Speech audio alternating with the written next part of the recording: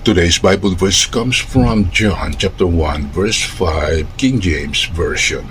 And the light shineth in darkness, and the darkness comprehended it not. John 1:5 means Jesus, the divine light, entered the world bringing truth and life, but humanity, symbolized as darkness, sin or ignorance and evil, failed to fully grasp or extinguish him. The core message is that Christ's divine light is stronger, never overcome by evil, and offers salvation and guidance despite the world's darkness, promising victory over spiritual confusion and death. Here are the key concepts. Number 1, the light. Jesus Christ representing God's truth, life, righteousness, and salvation. Number 2, the darkness represents sin, unbelief, ignorance, evil, and spiritual confusion in the world.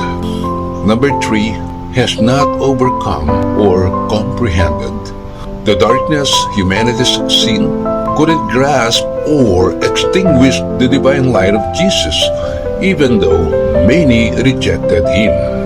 Here's a short explanation. Jesus came as God's illuminating truth and life into a dark world of sin, but people didn't understand or accept him. The crucial point is that the darkness failed to defeat or comprehend this divine light, signifying Jesus' inherent power, victory over evil, and eternal presence, offering hope and guidance.